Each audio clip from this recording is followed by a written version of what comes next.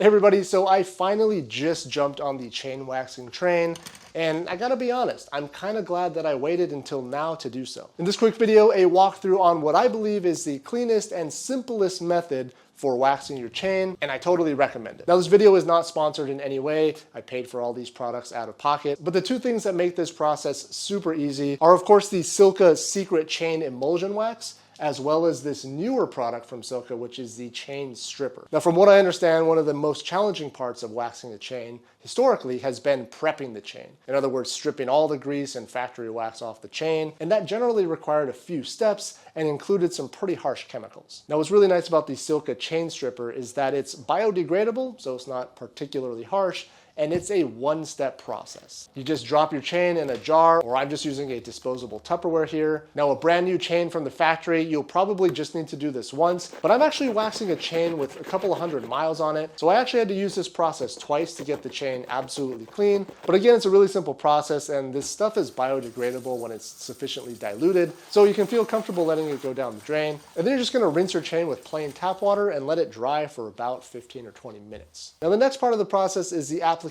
of the wax itself, and typically this would require a crock pot or some type of instant pot, which has to come in contact with the actual liquid wax, which means you aren't going to then use these devices for cooking, and they become dedicated tools for waxing your chain. Now, with this bag of Silca Secret Wax, the idea is that the whole bag can just sit in a boiling pot of water, and the wax never comes into contact with your pots or pans. Now, the nice thing about boiling water is that it's always going to be the same temperature, because of course, after it reaches its boiling point, it'll convert to steam. So this product is designed so all you have to do is put a pot of water on the stove and then set the entire bag in the pot of boiling water. Now, at this point, you're supposed to wait for the wax in the bag to fully melt before inserting the chain. But here I'm actually using a tip off of one of Silca's videos, which is just to snake the chain around a bent spoke and put the whole thing in the bag before it's even started melting. Now, this of course eliminates a step of waiting until the wax is fully melted before putting the chain in, but it also serves another purpose of actually weighting the bag down in the pot of boiling water so that you don't have to hold it there or weight it down otherwise until it's melted. And then you just basically wait. You wait until the wax is mostly melted, at which point you can swish the chain around in the melted wax for a minute or so, and that's basically it. At this point, you can take the pot off the heat.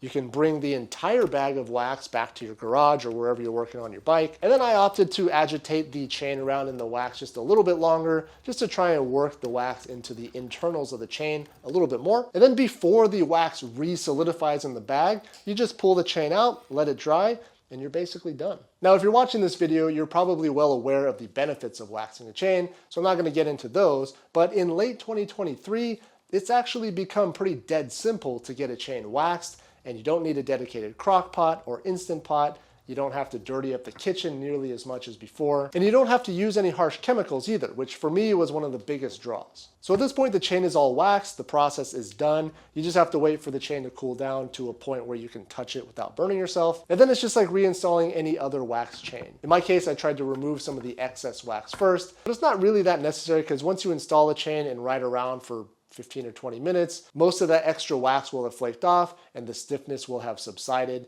and you're really good to go. All right, so I do realize that I am a first-time chain waxer, claiming that my method is the fastest and easiest method. So at this point, I'm just gonna turn it back over to you. Let us know down in the comments if I missed anything, or if you think there's steps I could take to make this process even easier and cleaner. Do you wax all your chains yourself?